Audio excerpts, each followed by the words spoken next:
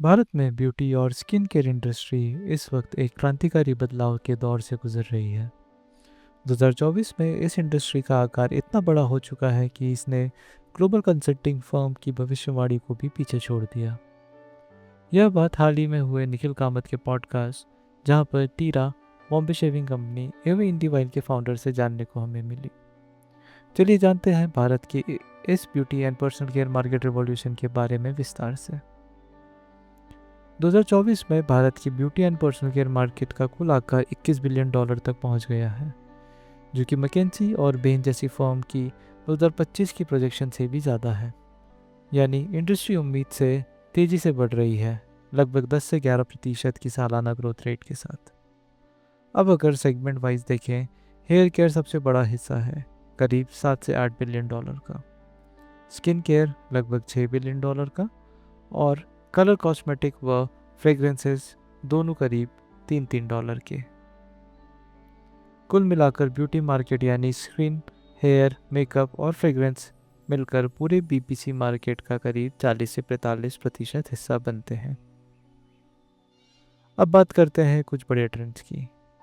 पहला trend, skin care और fragrances का बूम। पिछले कुछ सालों में स्किन केयर और फ्रेग्रेंसेस दोनों ही सेगमेंट में ज़बरदस्त ग्रोथ दिखाई है। फ्रेग्रेंस मार्केट में इस वक्त एक बड़ा गैप है। महंगे लग्जरी का परफ्यूम्स और सस्ते डुप्लीकेट्स के बीच 1000 से 10,000 की रेंज वाले mid segment up for grabs है, और ब्रांड्स तेजी से इन सेगमेंट में एंट्री ले रहे हैं। साथ ही परफ्यूम वार्डरोबिंग और लेयरिंग जैसे ट्रेंड भी बेहद पॉपुलर हो रहे हैं। अब आती है सबसे बड़ी बात, प्रीमियमाइजेशन ट्रेंड। ग्राहक अब ज़्यादा क्वालिटी वाले और लग्जरी फील वाले प्रोडक्ट्स की तरफ शिफ्ट हो रहे हैं। मास मार्केट 1000 से कम अब धीरे धीरे स्थिर हो रहा है, वही प्रीमियम और प्रेस्टीज सेगमेंट 1500 से ऊपर के तेज़ी से बढ़ रहे हैं। इस बदलाव के पीछे है बढ़ती डिस्पोजेबल इनकम, टीयर 2 और टीयर 3 सिटीज़ में ब्यूटी की बढ़ती डिमांड, और वर्किंग यंग वुमेन जो अपने ऊपर खर्च करना चाहती है। प्रीमियम सेगमेंट का साइज़ अभी छोटा है, करीब $0.8 बिलियन, लेकिन अगले 3-4 साल में ये पूरे से ब्यूटी मार्केट को 10% हो सकता है।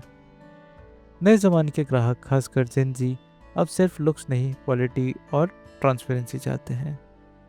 अब ब्यूटी प्रोडक्ट सिर्फ सौंदर्य नहीं बल्कि सेल्फ एक्सप्रेशन का जरिया बन गए हैं। पुरानी भारतीय परंपराओं जैसे चंपी ऑयलिंग या घी स्किन केयर को अब वैज्ञानिक और मॉडर्न टच के साथ रीब्रांडिंग किया जा रहा है, और जब भारतीय ब्रांड्स को ग्लोबल पहचान मिलती है तो उसमें एक तरह की राष्ट्रीय गर्व भी झलकता है। जहां ऑनलाइन सेल्स बढ़ रही है, वहीं पहली बार खरीदने वाले ग्राहक 80% ऑफलाइन ही खरीदते हैं, क्योंकि ब्यूटी में टच एंड फील बहुत मायने रखता है। इसलिए ऑफलाइन स्टोर्स अब एक्सपीरियंशियल बन रहे हैं, जहां सैम्पलिंग, डिस्कवरी और ट्रायल्स को प्रमोट किया जा रहा है।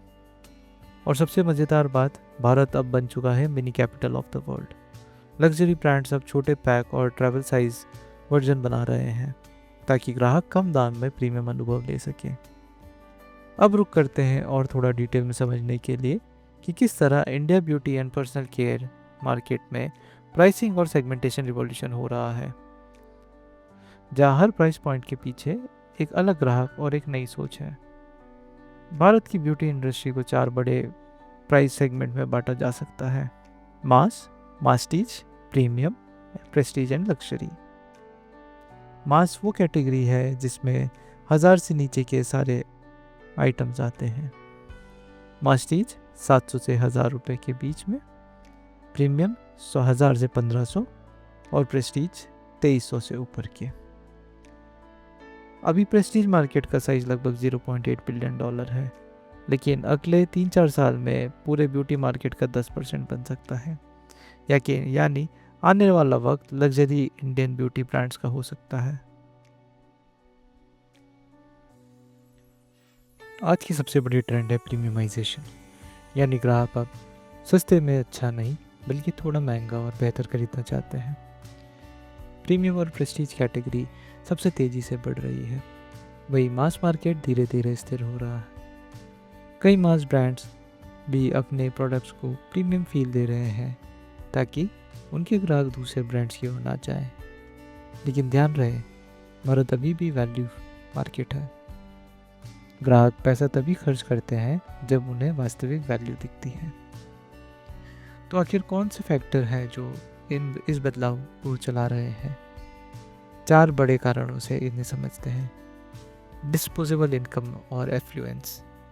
अब भारत के टॉप 5% ग्राहक ज़्यादा खर्च करने में सक्षम हैं, खासकर वर्किंग यंग वुमेन जो घर पर रहती है और उनके पास ज़्यादा डिस्पोजेबल इनकम है। एस्पिरेशन और स्मॉल लग्जरीज। अब लग्जरी सिर्फ कार या बैग नहीं है, बल्कि एक लिपस्टिक या सीरम भी है। ग्राहक छोटी छोटी लग्जरी को एंजॉय करना चाहते हैं। Quality and ingredients. आज का कस्टमर स्मार्ट है, वो सिर्फ ब्रांड नहीं बल्कि क्वालिटी और इंग्रेडिएंट्स देखता है, जैसे पेप्टाइड्स, प्रोटीन और क्लीन ब्यूटी अब मुख्य आकर्षण बन चुके हैं। Availability and access. अब प्रीमियम प्रोडक्ट सिर्फ मेट्रो सिटीज़ में नहीं बल्कि टीयर 2 और टीयर 3 शहरों में भी पहुंच रहे हैं। टीरा जैसे ऑनलाइन प्लेटफॉर्म ने एक्सेसिबिलिटी को और आसान बना दिया है। डिजिटल क्रांति ने मार्केटिंग के सारे नियम बदल दिए हैं। बहुत सी कंपनी रिप्रेजेंट होती है brand as a media companies. आज एक ब्रांड सिर्फ प्रोडक्ट नहीं बेचते, वह खुद एक मीडिया कंपनी की तरह काम करता है, लगातार कंटेंट बनाकर, खुद की कहानी सुनाकर। अब ब्रांड सिर्फ ग्राहक नहीं बल्कि कम्युनिटी बना रहे हैं। लोग उन ब्रांड्स को से जुड़ना चाहते हैं जो उनके मूल्यों को समझते हैं।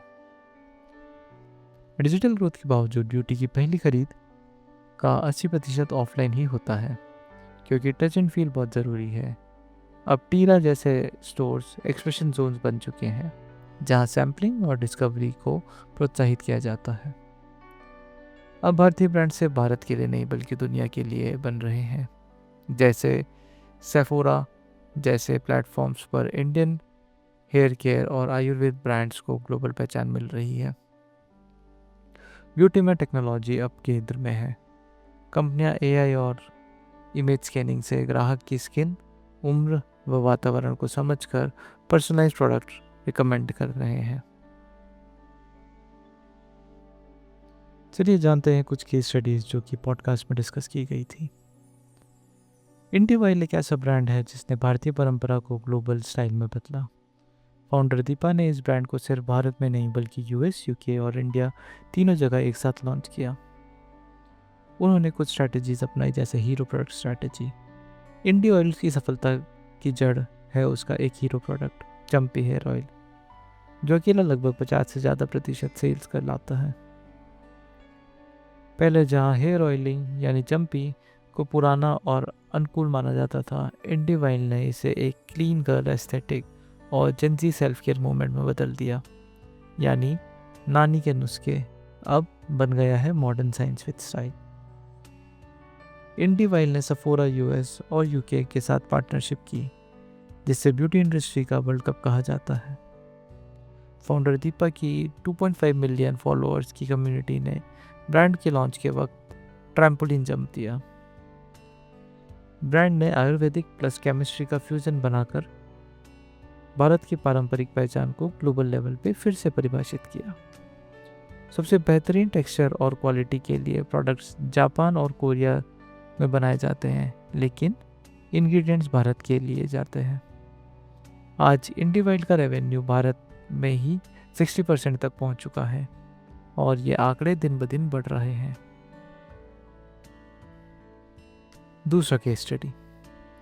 मामाअर्थ की कहानी बताती है कि सही प्रॉब्लम सॉल्व करने वाला प्रोडक्ट कैसे एक ब्रांड को आसमान तक पहुंचा सकता है।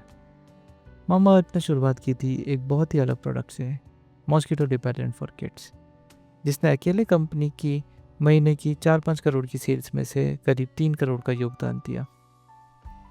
इसके बाद कंपनी ने ऑनियन हेयर रेंज जैसे नए कैटेगरीज में एक्सपेंशन किया और धीरे धीरे एक प्रोडक्ट से ब्रांड पोर्टफोलियो तक जर्नी तय की। तीसरा केस स्टडी।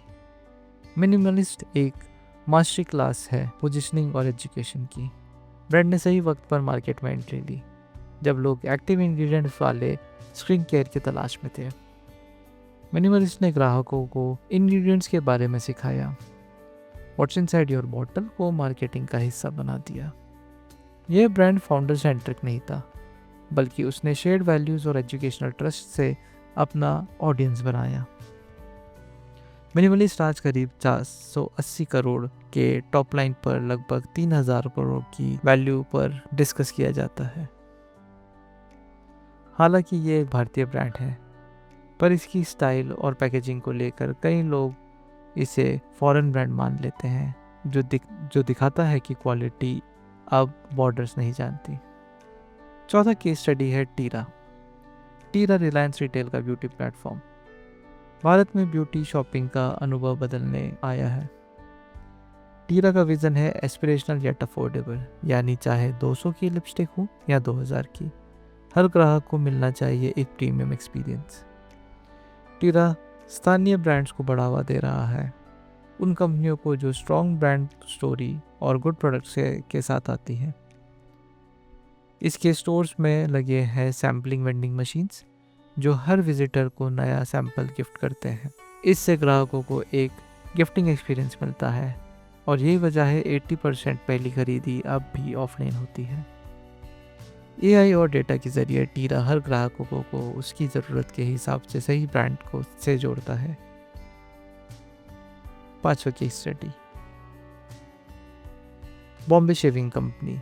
युवाओं को जल्दी टारगेट कर बॉम्बे शेविंग कंपनी ने खुद को एक हेयर रिमूवल इकोसिस्टम के रूप में रिपोजिशन किया। उनका लक्ष्य 16 से 17 के ग्राहकों को जिलेट जैसे पुराने ब्रांड से पहले जोड़ना। इन ब्रांड्स ने गुरिल्ला मार्केटिंग से कमाल किया, गांवों और फ्लाइट्स में सैंपल बांटकर तुरंत पहचान बना ली। तो दोस्तों, आज हमने भारत की ब्यूटी और पर्सनल केयर इंडस्ट्री की पूरी कहानी जानी। कैसे ये इंडस्ट्री सिर्फ एक मार्केट नहीं बल्कि एक रिवॉल्यूशन बन चुकी है। हमने देखा कि कैसे भारत का BPC मार्केट $21 बिलियन पार कर चुका है और अब भी तेज़ी से बढ़ रहा है। कैसे ग्राहक अब self expression, quality ingredients and authenticity को सबसे ज़्यादा महत्व दे रहे हैं। कैसे प्रीमियमाइजेशन और मिनी इकोनॉमी ने खरीदने के तरीके को बदल दिया है। कैसे ब्रांड्स अपनी पहचान बना रहे हैं कंटेंट, कम्युनिटी और कल्चर को मिलाकर। और कैसे इंडीवाइल्ड, मामा अर्थ, मिनिमलिस्ट और टीरा जैसे ब्रांड्स भारत से निकलकर अब ग्लोबल स्टेज पर चमक रहे हैं। भारत की ब्यूटी कहानी में बताती है कि असली सफलता उसी की है जो विज्ञान और परंपरा, इमोशन और एक्सपीरियंस और लोकल और ग्लोबल सोच के बीच सही संतुलन बना सके। यह इंडस्ट्री सिर्फ स्किन या मेकअप की नहीं, यह है नई सोच, आत्मविश्वास और पहचान की कहानी। अगर आपको ये सीरीज़ पसंद आई हो तो हमें लाइक, शेयर और सब्सक्राइब करें।